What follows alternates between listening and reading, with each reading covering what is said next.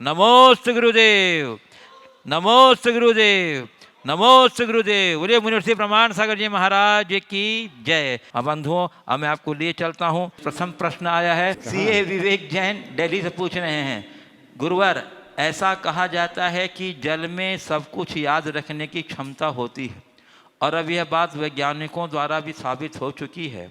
क्या इसका प्रयोग हम अपने दैनंदिन जीवन में भी कर सकते हैं?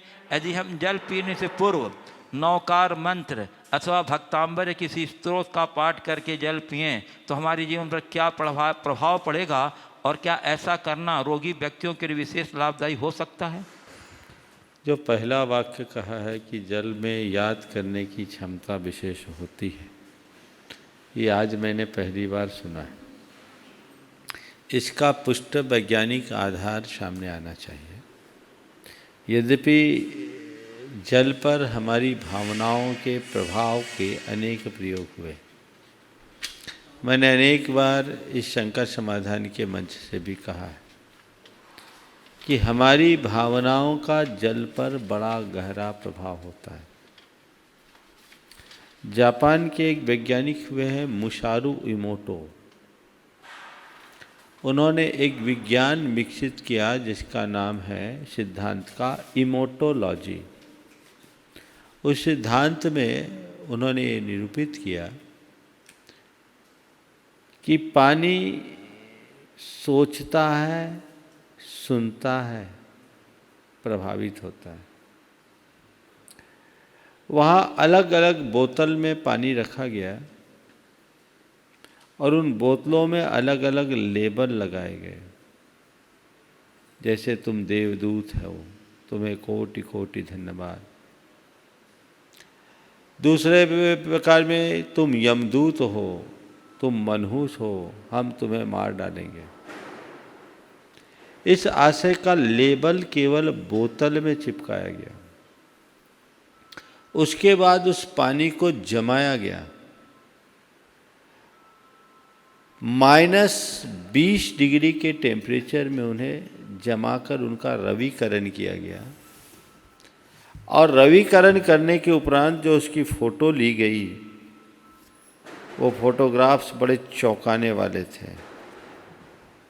जिन बोतलों में सकारात्मक बातें लिखी गई थी, उनसे ली गई फ़ोटो ऐसी निकली मानो खिला हुआ फूल हो। ये फ़ोटो मैं अपने पास रखा हूँ, पास से ले लो। और जिनके लिए नकारात्मक बातें लिखी गई, उनके फ़ोटो ऐसे आए जैसे नर कंकाल का ढेर। देखो पास से, ये फ़ोटो है, इसमें लिखा है, ये जो फ़ोटो है, ये फ़ोटो ले जाओ पास में दिखा दो, पूरा डिटेल दिखा दो, उसमें कुछ लिखा भी है। ये फ़ोटो है जो सकारात्मक बात लिख करके लिखी गई। मैं इसमें पढ़ के बता दूं।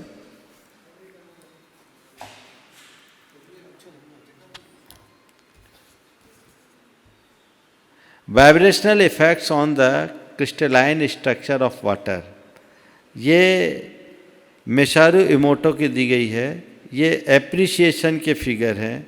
डिस्टिल्ड वाटर को एप्रिसिएशन किया तो एप्रिसिएशन के ये फिगर्स आए। दिखा दो, ले जाओ, पास में ले जाओ, ले। और ये दूसरा है, ये आप देखिए, दिखा दो सबको पूरा। और ये दूसरा चित्र है जो मुसारू इमोटो का ही लिया हुआ चित्र है। ये ऐसा लग रहा है जैसे कंकाल है। ये उस बोतल के पानी का चित्र है जिसमें लिखा है you make me sick I will kill you. ये तीसरा चित्र है, दिखा। यह इस बात का प्रमाण है कि पानी पर, हाँ ये कलर, ये तो सकारात्मक बातों वाली है और ये दूसरा जो आएगा वो नकारात्मक में आएगा। तो ये अलग अलग चीज़ें हैं और इसका अलग अलग परिणाम, अलग अलग प्रभाव दिखता है। तो पानी का प्रभाव पड़ता है, ये असंदिग्ध है। ये देखिए पूरा एकदम ऐसा लग रहा है जैसे कंकालों की ढेर। You make me sick I will kill you, ये शब्द है। तुम हमें बीमार करते हो, तुम मनहूस हो, हम तुम्हें मार डालेंगे। तो ये इस बात का प्रमाण है कि पानी पर प्रभाव तो पड़ता है। तो यदि हम मंत्रित जल पीते हैं तो उसका हमारी सेहत पर निश्चित रूप से सकारात्मक प्रभाव पड़ेगा, इसमें कोई संशय नहीं है। मैं तो आप लोगों को एक सलाह देता हूँ, अभी इम्यूनिटी सिस्टम को बढ़ाए रखने के लिए निरंतर सब लोग तरह तरह के प्रयास कर रहे हैं। आप सबसे मेरा एक सुझाव है कि घर के एनर्जी लेवल को बढ़ाइए और भोजन बनाते समय मंत्रोच्चार कीजिए। अच्छे से दिखा दो। ओंकार की नाद, नमोकार की आराधना, अन्य मंत्रों की आराधना, विशुद्ध मंत्रों का पाठ करें मौन पूर्वक, तो उसका प्रभाव आपके द्वारा तैयार किए जाने वाले भोजन पर बड़ा सकारात्मक होगा और उसके परिणाम स्वरूप वो आपके लिए ज़्यादा सेहतमंद होगा। वो आपकी इम्यूनिटी को अपने आप स्ट्रांग बनाएगा। रूटीन में भी ऐसा करना चाहिए। हमारी भावनाओं का हम पर और हर चीज़ों पर बहुत गहरा असर पड़ता है। पूज्य गुरुदेव, मंजू भानु प्रकाश पाटनी, ट्रस्टी गुणायतन, कानपुर उत्तर प्रदेश से पूछ रहे हैं, गुरुदेव कोरोना वायरस एक निर्जीव कण है जिस पर चर्बी की सुरक्षा परत चढ़ी हुई होती है। यह कोई जिंदा चीज़ नहीं है, इसलिए इसे मारा भी नहीं जा सकता, बल्कि यह खुद ही रेजा रेजा यानी कण कण होकर खत्म होता है। यह बात अमेरिका और चाइना के वैज्ञानिक बता रहे हैं। गुरुदेव, लेकिन जैन धर्म के अनुसार निर्जीव की तो ग्रोथ होती नहीं, निर्जीव किसी से बदला ले नहीं सकता, फिर निर्जीव कैसे पूरे संसार में हाहाकार मचा रहा है? ऐसा नहीं है कि निर्जीव चीज़ों की वृद्धि नहीं होती, निर्जीव की भी ग्रोथ होती है। जड़ चीज़ें हैं, ये पौद्गलिक परिणमन है, उनको उनके अनुकूल वातावरण मिल रहा है जिससे इनका अपना विकास हो रहा है। और ये पुद्गलों का प्रचय है, जुड़ता है, हटता है। ये कोरोना कोई बदले की कार्यवाही नहीं कर रहा है। हमारे शरीर में अनेक प्रकार के वायरस होते हैं जो हमारे शरीर के साथ एडजस्ट हो जाते हैं, उनसे हमें कोई हानि नहीं होती। जो हमारे शरीर के साथ एडजस्ट नहीं होता उससे हमें हानि हो रही है। मनुष्यों को इस वायरस से हानि है, पशु पक्षियों को इस पर कोई विपरीत प्रभाव नहीं पड़ रहा है, क्योंकि उनका शरीर इसको पूरी तरह से आत्मसात कर लिया। तो ये चीज़ें हमारे शरीर में भी बहुत सारे निर्जीव कण होते हैं, उनके आश्रित दूसरे जीव आ जाए ये बात अलग है, लेकिन जैसा विज्ञान कह रहा है हमें वैसा ही मानना चाहिए। गुरुदेव, मुरादाबाद उत्तर प्रदेश से आकांक्षा जैन पूछ रही हैं, गुरुदेव स्वाध्याय किसे कहते हैं और निश्चय स्वाध्याय तथा व्यवहार स्वाध्याय का क्या स्वरूप है? कुछ लोग निश्चय स्वाध्याय को ही स्वाध्याय कहते हैं, व्यवहार स्वाध्याय को अर्थहीन बताते हैं, यह कहाँ तक उचित है? देखिए, स्वाध्याय शब्द को देखिए, स्वयं के अध्ययन का नाम स्वाध्याय है। स्वाध्याय का अर्थ ज्ञान, भावना और आलस्य का त्याग है। हृदय में ज्ञान की भावना हो और आलस्य का त्याग करे तो स्वाध्याय है। और ये भी व्यवहार स्वाध्याय है, निश्चय स्वाध्याय नहीं। केवल किताबों के पन्ने को पलटने का नाम या पुस्तकों को पढ़ कर के याद करने का नाम स्वाध्याय नहीं। स्वाध्याय का अर्थ है ज्ञान, भावना और आलस्य का त्याग। ये दो चीज़ें अपने मन मस्तिष्क में अंकित कर लीजिए। दूसरी बात, स्वाध्याय करते समय निश्चय स्वाध्याय स्वयं का अध्ययन। स्वयं का अध्ययन भी दो तरीके से होता है। एक अपना अंतर विश्लेषण, जिसमें हम अपने दोषों और दुर्बलताओं को भी ठीक तरीके से समझ सकते हैं। और एक इससे और आगे की बात, स्वयं का अध्ययन यानी अपने आत्मा के स्वभाव का अनुभवन, स्वरूप लीनता। निश्चय स्वाध्याय निर्वृत्ति है, प्रवृत्ति नहीं। वहाँ ग्रंथ, पुस्तक और शब्द का आलंबन नहीं है, वहाँ भाव की अनुभूति है, स्वयं में स्वयं की संलीनता है, और वही साध्य है। ये स्वाध्याय तो वहाँ तक पहुँचने का एक माध्यम मात्र है, पर ये स्वाध्याय भी तभी स्वाध्याय की कोटि में आएगा जब ज्ञान की भावना और आलस्य का त्याग होगा। केवल पन्ने पलटने और रटने का नाम स्वाध्याय नहीं है। आचार्य कुंदकुंद ने उसे बाल श्रुत निरूपित किया, सच्चे अर्थों में, जिससे परिणाम निर्मल हो, चित्त में प्रसन्नता हो, राग शांत हो, मैत्री की वृद्धि हो, वैराग्य की पुष्टि हो, वही ज्ञान है और वही स्वाध्याय का लाभ। पूज्य गुरुदेव, कटनी मध्य प्रदेश से संतोष कुमार जी मालगुजार नमोस्तु निवेदित करते हुए पूछ रहे हैं गुरुदेव कि निगोदिया जीव जो कि अभी तक निगोद से बाहर नहीं निकला है, अगर वह जीव निगोद से पहली बार निकलता है तो कौन से कर्म से बाहर निकलता है और यह आने पर कैसे कर्म बांधता है? देखिए, बात सही है। बहुत से ऐसे प्राणी हैं जो अनादि से निगोद में हैं और वहाँ से निकलेंगे, पर क्यों निकलेंगे इसका कोई शास्त्रीय आधार हम लोगों को नहीं मिला। वो उनका अपना भवितव्य है, उनका कोई पुरुषार्थ नहीं है, वो भवितव्य है और भवितव्य की अनुकूलता से वो बाहर निकल कर के आते हैं, उनसे उनका विकास होता है। पूज्य देव, जयपुर राजस्थान से अरविंद जैन प्रामाणिक समूह के सदस्य पूछ रहे हैं गुरुदेव, मेरा प्रश्न पारस चैनल पर आने वाले कार्यक्रम जैन रसोई से संबंधित है। इस कार्यक्रम में कई व्यंजन ऐसे दिखाए जाते हैं जिनमें soya sauce, chilli sauce, tomato sauce, गुलकंद जैसे अवयव काम में लिए जाते हैं, जिनके बारे में हमें पता नहीं किससे बनते हैं। क्या जिस प्रोग्राम के आगे जैन शब्द लेकर प्रचार किया जा रहा हो उसमें ऐसे अवयव काम में आने वाले व्यंजन दिखाना उचित है?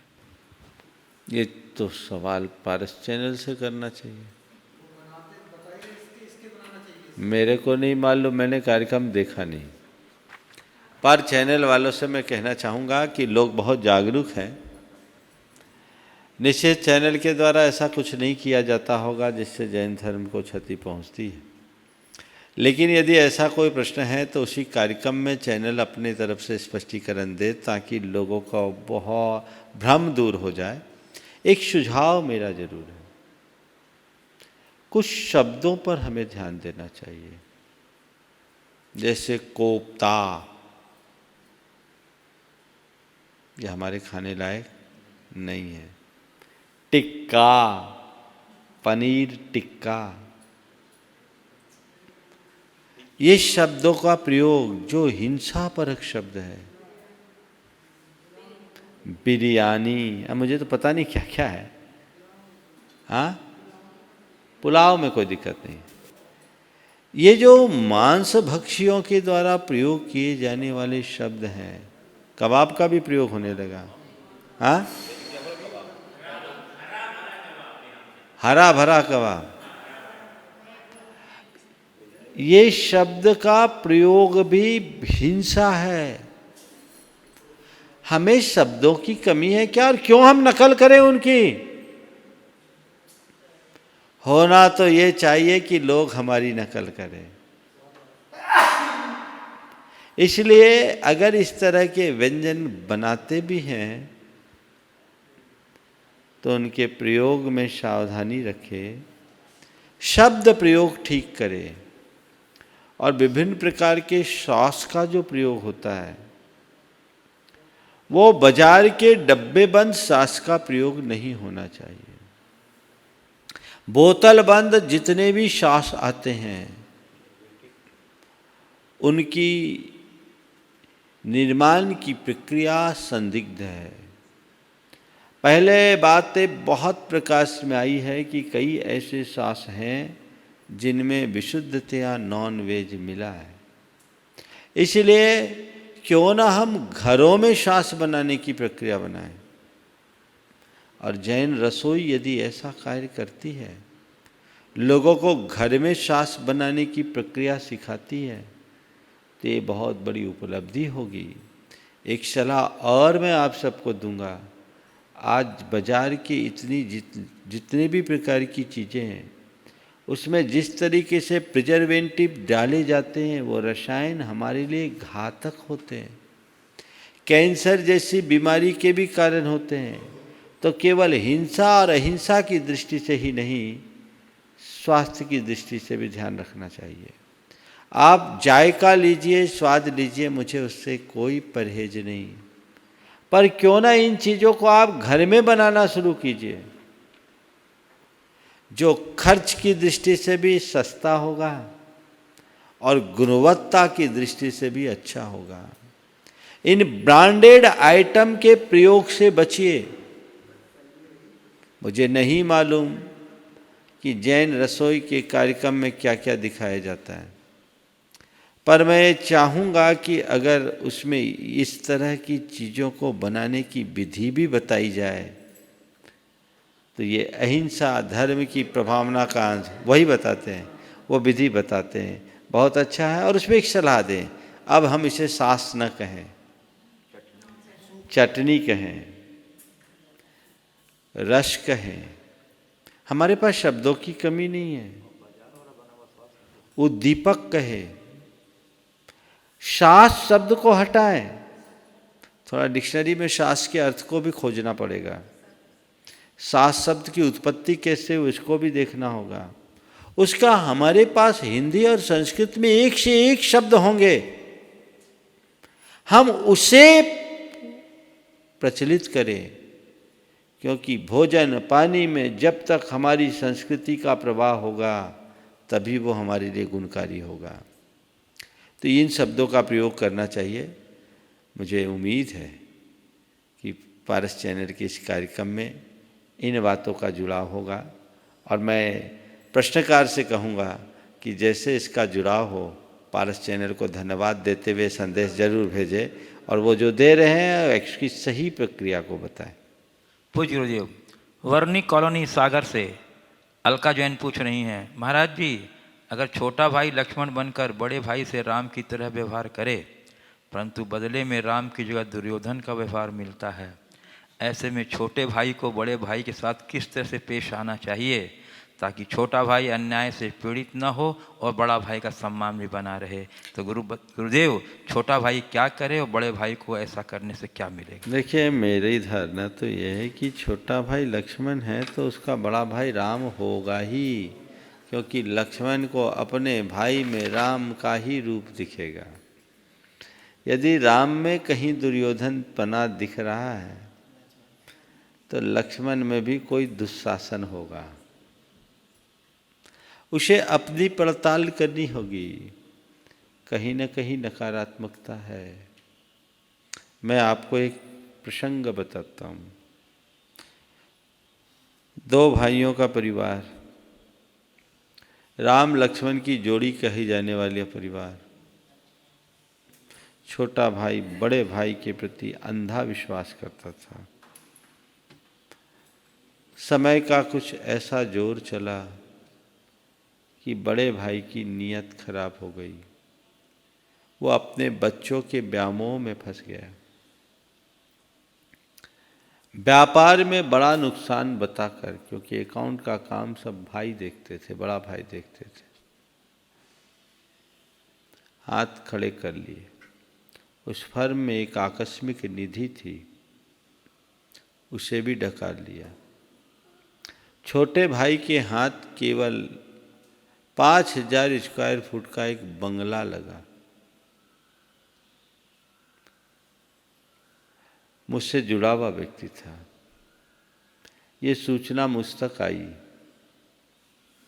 उसके 2 दिन बाद वह अपनी धर्मपत्नी के साथ मेरे पास आया। मैंने उससे पूछा, क्या बात है भाई, तुम्हारे बारे में सुना है। बोला, महाराज मैं इसलिए नहीं आया हूँ, आप आशीर्वाद दो। मैं तो ये सोचता हूँ कि मेरा बड़े भैया के साथ कोई कर्ज होगा जो चूक गया, और महाराज अगर कुछ हुआ है तो बड़े भैया ने भी कर्म से प्रेरित होकर के ये किया होगा, क्योंकि मैं जानता हूँ बड़े भैया हृदय के साफ है। महाराज मैं तो आपके पास केवल इसलिए आया हूँ कि आप मुझे ऐसी शक्ति दें कि हम फिर से अपनी गिनती शुरू करें। मैं भैया का बड़ा आभारी हूँ कि उन्होंने उन्हें कम से कम एक बंगला तो दिया। कहीं वो भी चला जाता तो आज हम सड़क पर होते। महाराज आशीर्वाद दें कि हमारी गिनती फिर से हो। मुझे बहुत अच्छा लगा। उनकी धर्मपत्नी से कहा, वो धर्मपत्नी कहा, महाराज जी मैं इनके विचारों से पूरी तरह सहमत हूँ। बातचीत के क्रम में उनके अनेक मित्रों ने उनको सलाह दी कि अपने बड़े भाई पर केस कर दो। तो उस व्यक्ति ने क्या जवाब दिया, जिस भाई को मैंने अपने पिता की तरह पूजा, चंद संपत्ति के पीछे उस पर केस करने से बेहतर तो मैं मर जाना पसंद करूँगा। उस व्यक्ति ने अपने बड़े भाई के साथ ऐसा ही व्यवहार किया। हुनर उसके पास था, गुडविल उसकी थी। ये घटना सन 2000 के आसपास की है, 2000 की है। उसके मित्रों ने उसे साथ दिया। कुछ मित्रों के साथ मिलकर उसने रियल एस्टेट की एक कंपनी बनाई और वो कंपनी ज़बरदस्त चल पड़ी। 2004 से 7 के बूम में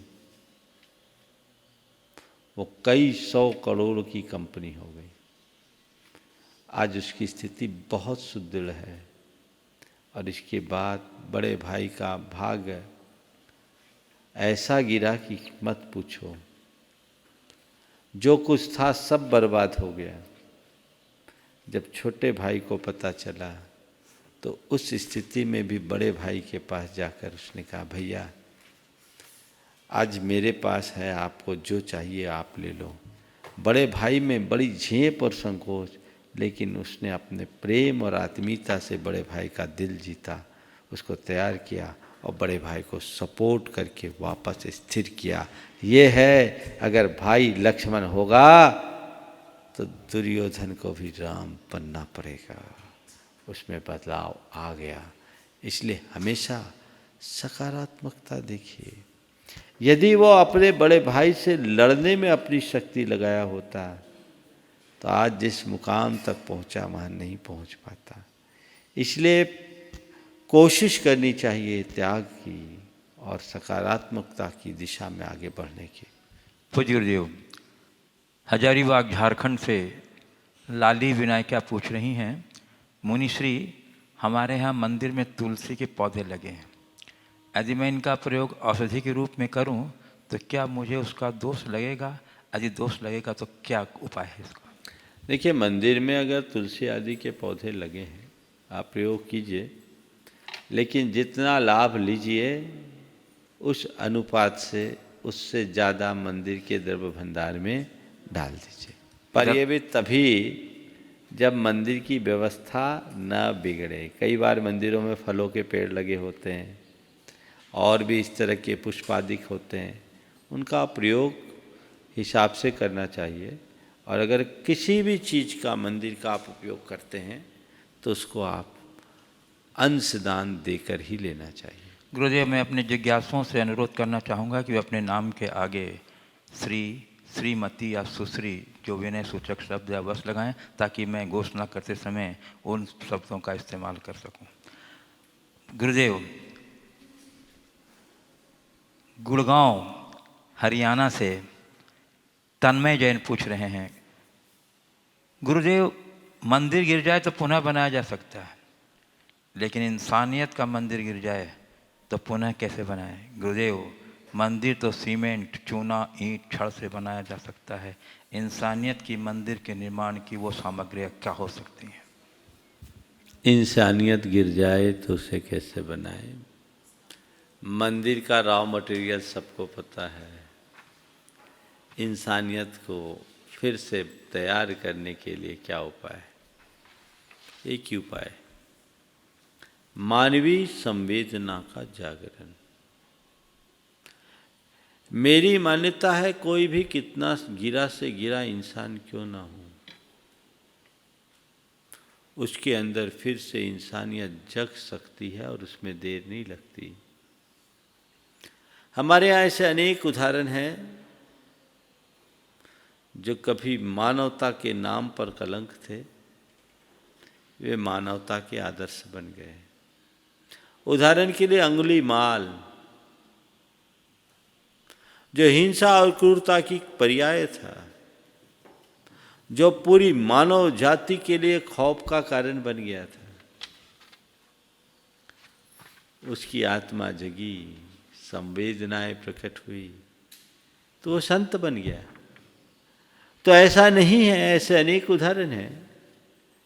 तो व्यक्ति के अंदर आत्मिक ग्लानि का भाव होना चाहिए, मानवीय संवेदना जागृत होनी चाहिए। यदि जग जाए तो बुरा से बुरा इंसान भी बदल सकता है। और एक बात सदैव ध्यान रखना, पतित ही पावन बनता है। हमें पतित से पावन बनने का रास्ता अपनाना चाहिए। मैं ऐसे अनेक लोगों को जानता हूं जिनका अतीत एक अपराधी जैसा था और वर्तमान एक संत जैसा है। तो इस बात को ध्यान रखना है। सुधार की संभावना हर किसी में होती है, यदि वो भीतर से तैयार हो। पूज्य गुरुदेव, रांची झारखंड से एक बिना नाम का प्रश्न आया है।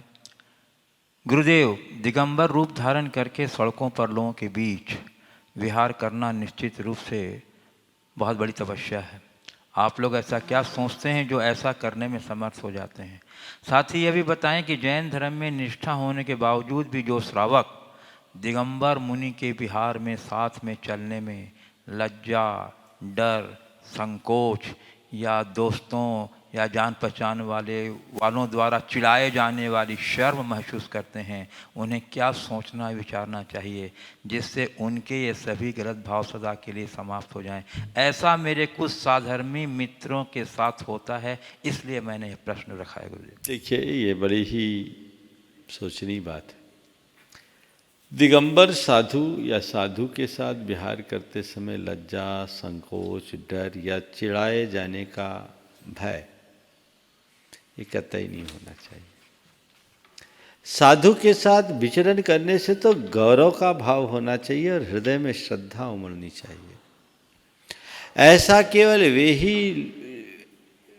उन्हीं लोगों के हृदय में होता है जिनको अंदर श्रद्धा नहीं और साधु के स्वरूप का बोध नहीं। सच्चे अर्थों में तो लज्जा, भय और संकोच किसी अपराधी के साथ, किसी गुंडा और बदमाश के साथ विचरण करने में होना चाहिए। साधु के साथ विचरण करने में इस प्रकार का संकोच क्यों?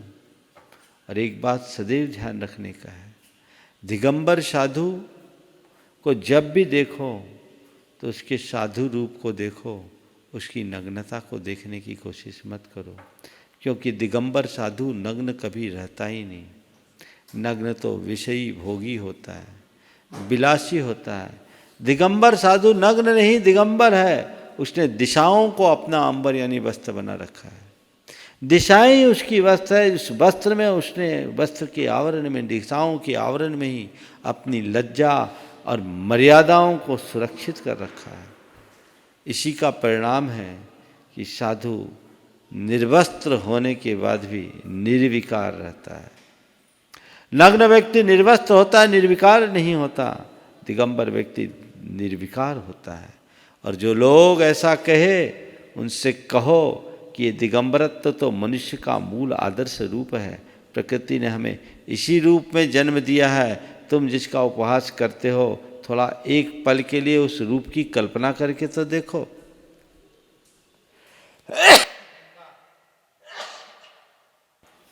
पुराणों में गुणगान किया, वेदों में स्मरण किया, युग युगांतरों से जो हमारे संस्कृति के प्रवाहक रहे हैं, जिससे हमारी सांस्कृतिक पहचान हुई है, उनके विषय में ऐसा सोचना बहुत हास्यास्पद है।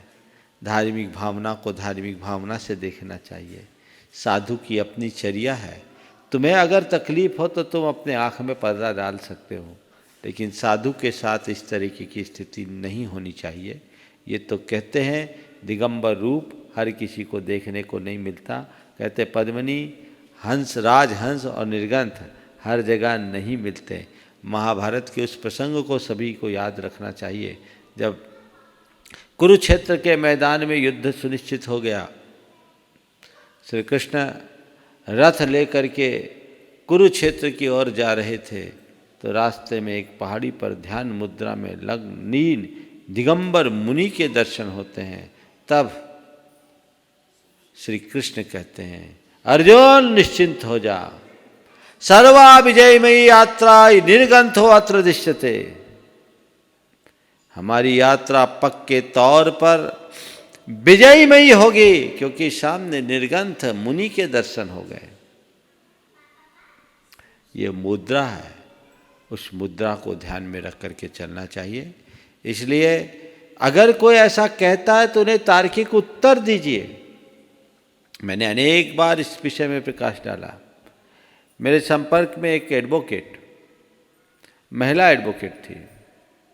उन्होंने मुझसे एक बार कहा कि महाराज, मेरे कुछ अभिभाषक मित्र आप लोगों की इस दिगंबर मुद्रा को लेकर के कई तरह की चर्चा करते थे। मैंने उनसे एक बात कहा, वो कुछ को लेकर आई थी और कहा, महाराज जी, मैंने अभी जिनको आपके पास लेकर आई उसके बाद उसने बताया, मैंने उनसे कहा कि एक काम करो, आपकी बात का उत्तर मैं बाद में दूंगी, एक बार मेरे साथ उनके पास चलो और चल कर के मिलकर आओ, फिर आप मुझे बताना कि आप किसी साधु से मिले हो या किसी नग्न व्यक्ति से मिलकर आए। वो अपने कुछ मित्रों को मेरे पास लेकर आई। वे लोग मुझसे मिले, बातें की, चर्चाएं की। तो चर्चा करने के बाद उनने खुद ने कहा, महाराज बाबा, इन्होंने जो कहा था बिल्कुल सही कहा। वाकई में जब तक हम आपके निकट नहीं आए थे तब तक आपके अंदर नग्न रूप दिखता था, आज आपके निकट आए तो आपका संतत्व दिखता है। नग्नता तो कहीं नजर आती ही नहीं, वस्तुतः नग्नता विचारों में है। अगर श्रद्धा भर जाए तो कहीं ऐसी स्थिति नहीं होती। तो वो स्वरूप होना चाहिए। धार्मिक कार्यों को धार्मिक दृष्टि से देखना चाहिए। आज जो शिवलिंग की पूजा करते हैं, कभी उस तरह का दुर्भाव मन में आता है क्या? थोड़ा उसके स्वरूप पर विचार करें, पर वो धार्मिक भावना है। इसी तरह दिगंबर साधु का रूप वो उसकी धार्मिक साधना का अंग है और उसे उसी संदर्भ में देखना चाहिए। पूज्य गुरुदेव, भोपाल मध्य प्रदेश के डिप्टी कमिश्नर श्री सुधीर जी जैन नमोस्तु पूर्वक पूछ रहे हैं, गुरुदेव, कोरोना कांड के उपरांत भारतीय अर्थव्यवस्था की दशा व दिशा क्या और कैसी रहनी संभावित है? अगले कितने वर्षों में हम फिर सामान्य दशा में आ पाएंगे? गुरुदेव कृपया इस मार्गदर्शन देकर अनुग्रहित करें।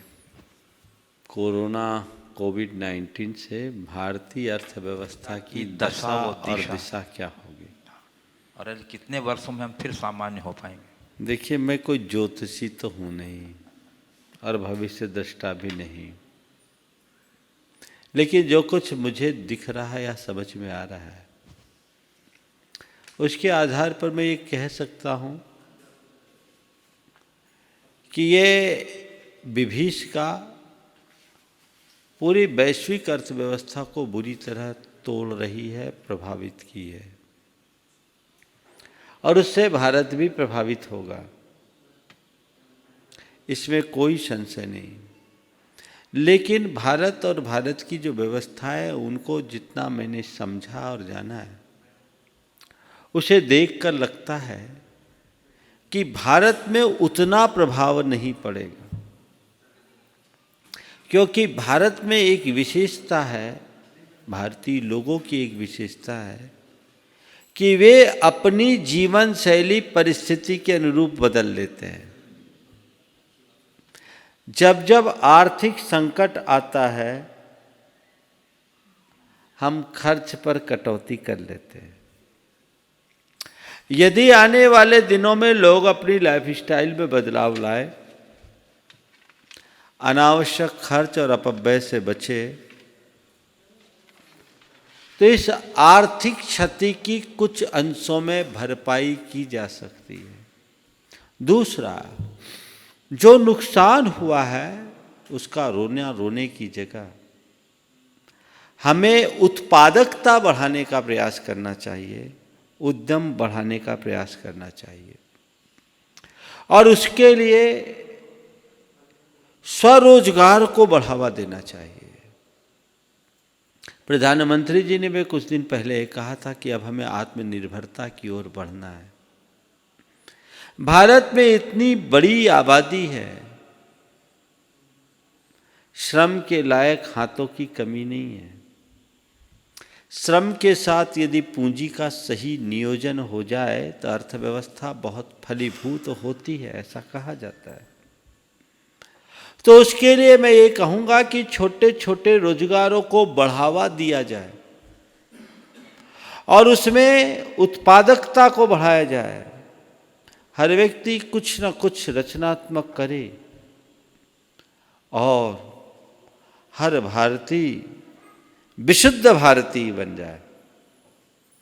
वो प्रण कर ले कि इस विषम स्थिति में मैं भारत में हूं तो केवल भारत की चीजें ही खरीदूंगा, भारतीयों को प्रमुखता दूंगा, बहुराष्ट्रीय कंपनियों को हम ज्यादा तवज्जो नहीं देंगे। भारतीय बाजार में केवल भारतीयता का सत्कार होने लगे तो भारत की अर्थव्यवस्था सुदृढ़ होने में देर नहीं लगेगी। मैंने सुना है कभी जापान की अर्थव्यवस्था चरमरा गई थी तो जापानियों ने एक नारा दिया था, बी जापानीज बाय जापानीज। जापानी बनो, जापानी खरीदो। मैं मानता हूं आज शासकीय स्तर पर ऐसा नहीं हो सकता क्योंकि बहुत सारी अंतर्राष्ट्रीय संधियां हैं, वैश्विक बंधन है, लेकिन हर व्यक्ति व्यक्तिगत स्तर पर तो ये कर ही सकता है और इसे करना ही चाहिए। एक जुनून आना चाहिए, एक सोच लोगों की बननी चाहिए। लोग एक दूसरे के साथ थोड़ा थोड़ा सपोर्ट करना शुरू कर दे, मदद करना शुरू कर दे तो काफ़ी कुछ बन सकता है, बदल सकता है। इस अर्थव्यवस्था को सुधारने के लिए अभी अभी मेरे मन में एक विचार और आ रहा है।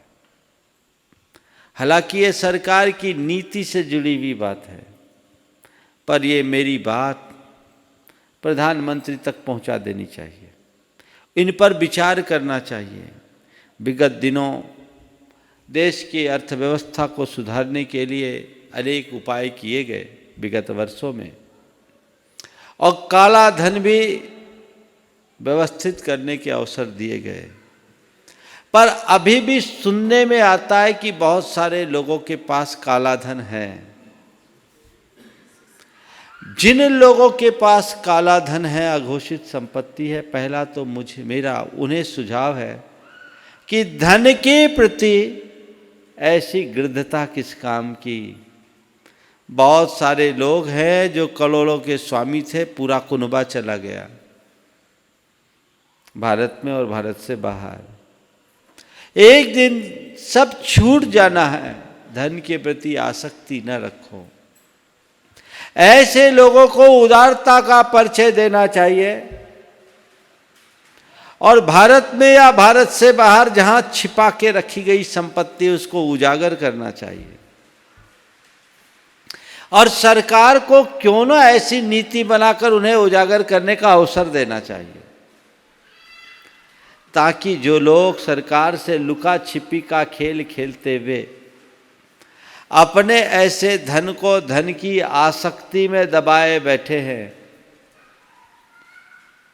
वो अपनी संपत्ति को घोषित करने का साहस कर सके।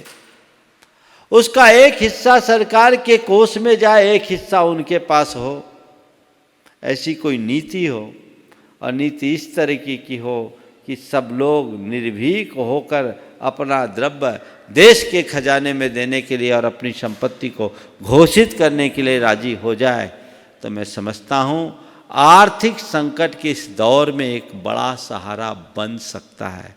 अर्थव्यवस्था के जो जानकार हैं, जो इस पूरी विधि और व्यवस्था को जानते हैं, वे इस पर मंथन करें, विचार करें और यदि इस आपातकालिक स्थिति में ये योजना देश हित में अनुकूल लगती है तो लोगों को इसका लाभ मिलना चाहिए, क्योंकि इसका फायदा अंततः देश और देश की जनता जनार्दन को होगा। यदि ऐसा किया जाए तो मेरी बुद्धि कहती है देश फिर इस संकट से बहुत आसानी से उबर जाएगा, क्योंकि डेट पड़ा हुआ धन किसी काम का नहीं है। धन जब तरलता में बदलता है, लिक्विडिटी में आता है, तभी वो काम में आता है। तो ऐसे लोग जो किसी कारण से अपने धन को छिपाए बैठे हैं, वे अपने अपराध के कलंक को भी धो पाएंगे और देश आगे बढ़े, अपनी देशभक्ति का परिचय दे पाएंगे। सरकार यदि ऐसी किसी नीति पर विचार करेगी तो मैं समझता हूँ ये बहुत अच्छा उपाय हो सकता है। पूज्य गुरुदेव, श्री मोदी पंकज जैन पार्षद ललितपुर उत्तर प्रदेश नमोस्तु पूर्वक कह रहे हैं गुरुदेव कि इस संकट के समय आर्थिक रूप से कमज़ोर लोग, जिन तक सरकारी सहायता नहीं पहुंच पाती और जो न तो किसी के आगे मुंह खोल सकते हैं, ऐसे लोग इस विषम परिस्थिति में अपने जेवर आदि बेचकर राशन पानी जुटा रहे हैं। परंतु गुरुदेव, विडंबना है कि कुछ दुकानदार इस मौके का फ़ायदा कीमतों को बढ़ाकर उठा रहे हैं। गुरुदेव, ऐसे लोगों को क्या देशद्रोही एवं मानवता पर कलंक नहीं माने जाएंगे? गुरुदेव, ऐसे लोगों के लिए आपका क्या संदेश है? कृपया दें ताकि उन्हें सद्बुद्धि आए। देखिए, जमाखोरी और कालाबाजारी करने वाले लोगों को देशद्रोही तो मानना ही चाहिए। ये गैर कानूनी कार्य है और ये सब अपराधी हैं, और अपराधी ही नहीं, मानवता पर कलंक है, ये अमानवीय कृत्य है। इस तरह का कार्य कभी नहीं करना चाहिए। इस तरह का जो भी कार्य करते हैं घोर अधर्म करते हैं। ऐसे समय का गलत फायदा उठाना महान पाप है। पाप क्या है? अपराध है। हमें ऐसे लोगों से बचना चाहिए और ऐसे लोगों को मैं संबोधित करके ये कहना चाहता हूँ, अरे अपने जीवन का कुछ तो ध्यान रखो, ईमान रखो और जीवन को अच्छा बनाओ। पूज्य गुरुदेव, श्रीश जैन पुणे प्रामाणिक समूह से पूछ रहे हैं कि जब 6 महीने 8 समय में 108 जीव मोक्ष जाने ही हैं, तो धर्म पूर्वावना के पुरुषार्थ का क्या प्रयोजन है? 6 महीना 8 समय में 108 नहीं, 608 608 जीव मोक्ष जाना ही है, तो धर्म पुरुषार्थ करने का क्या फायदा, धर्म प्रभावना करने का क्या प्रयोजन? पहले इस वाक्य को सुधार लो। मैं तो ये कहता हूँ कि 6 महीना 8 समय में 608 को ही जाना है, इसलिए जितनी धर्म प्रभावना कर सको करो, ताकि मेरा नंबर उसमें आ सके। कोई 608 फिक्स नहीं, इनको ही जाना है, 608 ही जाना है। बहुत टफ कॉन्टेस्ट है, और जितना टफ कॉन्टेस्ट होता है उसके लिए उतना अधिक एफर्ट करना होता है। ये ऐसा योग है कि 6 महीने 8 समय में कुल 608 जाएंगे। कौन जाएंगे? जिनके अंदर की धर्म प्रभावना चरम पर पहुंचेगी। तो खूब धर्म प्रभावना बढ़ाओ ताकि मेरा नंबर इसी 6 माह में हो जाए और बेड़ा पार हो जाए। इसको इस दृष्टि से देखना चाहिए। पूज्य गुरुदेव, डॉक्टर अनिल सिंघई सागर नमोस्तु पूर्वक पूछ रहे हैं गुरुवर कि वेदों में लिखा है कि चिकित्सितात पुण्यतमम न किंचित, परंतु वर्तमान में देखा जाता है कि चिकित्सा से जुड़े डॉक्टर्स आदि भी जानकार होते हुए बचाव के सभी उपाय करते हुए भी रोगग्रस्त हो रहे हैं। तो क्या गुरुदेव, काल के प्रभाव से चिकित्सा को पुण्य कर्म नहीं माना जावे? क्योंकि आजकल चिकित्सकों और स्वास्थ्य कर्मियों पर लोग हमले भी कर रहे हैं। देखिए, चिकित्सतम पुण्य न ही किंचित, पुण्य तमम न किंचित, ये बहुत पुराना सूक्त है और ये एक अच्छा कार्य है। इसलिए हमारे यहाँ चिकित्सक को भगवान का प्रतिनिधि कहा गया है, उसे प्राणाचार्य की संज्ञा दी गई है। और चिकित्सक हमेशा चिकित्सा का कर्म करता है। जहाँ तक चिकित्सकों को बीमारी से संक्रमित होने का सवाल है, तो पाप तो किसी को नहीं छोड़ता, पाप किसी को नहीं छोड़ता। भगवान का भी पापोदय आता है तो उन्हें भोगना पड़ता है। वो संक्रमित हुए हैं अपने पाप के कारण वर्तमान परिस्थितियों से, लेकिन इसके बाद भी सबसे श्लाघनीय और प्रशंसनीय बात तो ये है कि अपनी जान जोखिम में डाल करके भी वो अपने सेवा का कर्म नहीं छोड़ रहे हैं। वह सबसे प्रशंसनीय है और यही पुण्य है। यह पुण्य उनकी आत्मा के लिए महान फलदायी होगा। जहाँ तक ऐसे चिकित्सकों के साथ अभद्र व्यवहार करना, मारपीट का कृत्य करना घोर निंदनीय कृत्य है। ये अमानवीय कृत्य है। जिन लोगों ने भी ऐसा किया उसकी घोर निंदा हो रही है, होनी भी चाहिए। ऐसा कभी सपनों में नहीं सोचना चाहिए। हालांकि थोड़े ही लोग ऐसा कर रहे हैं, लेकिन ये सब जाहिल प्रकृति के लोग हैं। सरकार ने कड़ा कानून बनाकर उनके विरुद्ध कार्यवाही की। हमें ऐसे लोगों के प्रति घोर उन्हें हतोत्साहित करने का प्रयास करना चाहिए। निंदनीय कृत्य है, इससे बचना चाहिए और चिकित्सकों का मनोबल बढ़ाने का प्रयास करना चाहिए। उनके प्रति कृतज्ञता ज्ञापित करनी चाहिए। पूज्य गुरुदेव, उषा आज मेरा FOI गया बिहार पूछ रही हैं गुरुदेव, संबंधों के विभिन्न स्तर पर पूर्वाग्रह के संदर्भ में मर्यादा की सुरक्षा के लिए संवादहीनता कितनी तर्कसंगत है? कृपया मार्गदर्शन दें। देखिए, मर्यादा की सुरक्षा के लिए संवादहीनता बुरी नहीं है, पर पूर्वाग्रह नहीं होना चाहिए। प्रश्नकार पूर्वानुभव अगर रखे तो चलेगा, पर पूर्वाग्रह नहीं। अगर किसी के साथ पुराना अनुभव खराब है तो उससे हमें सुरक्षित दूरी बना करके चलना चाहिए। जैसे आज आप सबको 2 गज की दूरी रखनी पड़ रही है। दूरी रख करके भी हम अपने संबंध को मेंटेन कर सकते हैं। निकटता हमें नहीं रखनी है, क्योंकि इसी में स्वपर की सुरक्षा है। इसी तरह जिस व्यक्ति के साथ हमारा पुराना अनुभव अच्छा नहीं है, चाहे वो हमारा कितना ही आत्मीय हो, प्रिय हो, उस व्यक्ति के साथ जिससे हमारी मर्यादाओं का हनन होता हो, अपनी सुरक्षा के लिए एक दूरी बनाना जरूरी है। और उसमें संवादहीनता कोई बुरी बात नहीं है, लेकिन पूर्वाग्रह से नहीं कि ये तो मेरे लिए गलत करेगा ही करेगा, ये तो मेरे लिए गलत करेगा ही करेगा। प्रायः पूर्वाग्रह की स्थिति में लिए जाने वाले निर्णय सही नहीं होते। पुराने अनुभव में और पूर्वाग्रह में मौलिक अंतर है और इन्हें ध्यान में रखते हुए ही सारे निर्णय लेने चाहिए। पूज्य गुरुदेव, सुभाष चंद्र जैन जोधपुर पूछ रहे हैं गुरुदेव, अदत्त परित्याग का क्या मतलब है? अदत्त परित्याग का मतलब है चोरी का त्याग। अदत्त यानी बिना दी हुई चीज, बिना दी हुई चीज को ग्रहण करने का मतलब है चोरी, और उसका त्याग करना यानी चोरी का त्याग करना। पूज्य गुरुदेव, अजमेर राजस्थान से मुकेश जैन पूछ रहे हैं गुरुदेव, इन दिनों दुनिया की संपूर्ण मानव जाति को डर करके जीना पड़ रहा है। मानव जाति के कौन से कर्म की सजा है और यह कर्म कैसे घटेंगे? देखिए, डर करके जीना पड़ रहा है तो सामूहिक पाप कर्म का उदय है।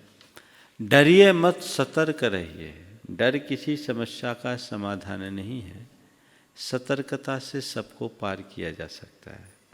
सतर्क रहे। सतर्कता के परिणाम स्वरूप जो लोग सतर्क हैं वे सुरक्षित हैं, और जो लापरवाह हो रहे वह असुरक्षित है। मानता हूँ कोविड-19 का प्रकोप पूरे विश्व में है, लेकिन उससे अभी भी विश्व के अनुपात में प्रभावित लोग कम हैं। भारत में तो लगभग 27,000 में 6,000 ठीक हो गए, और मौत कितने की हुई? 1,000 के अंदर होंगे।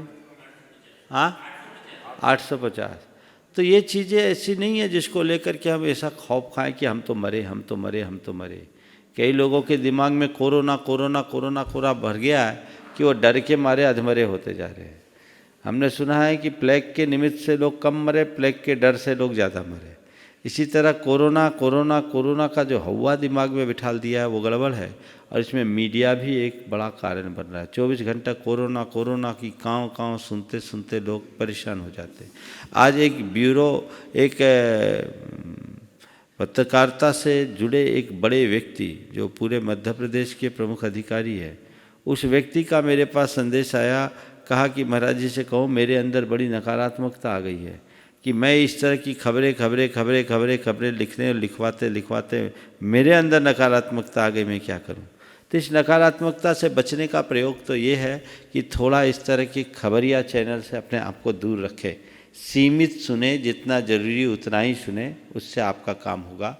और भावना योग नियमित कीजिए। मैं सुरक्षित हूँ, मैं स्वस्थ हूँ, मैं निरामय हूँ, सुरक्षितो हम, स्वस्थो हम, निरामयो हम, ये भाव रखे तो बार बार अभयो हम, निर्भयो हम, इस तरह के विचार को बार बार दोहराएं। भावना योग आप करें, आप सबको यूट्यूब में उपलब्ध है कि इस कोविड-19 से बचने के लिए हम किस तरह से भावना योग करें। यदि आप उसका प्रयोग करेंगे तो निश्चित रूप से उसके परिणाम आप सबको मिल सकेंगे और जीवन बेहतर बन सकेगा। यहीं पर विराम।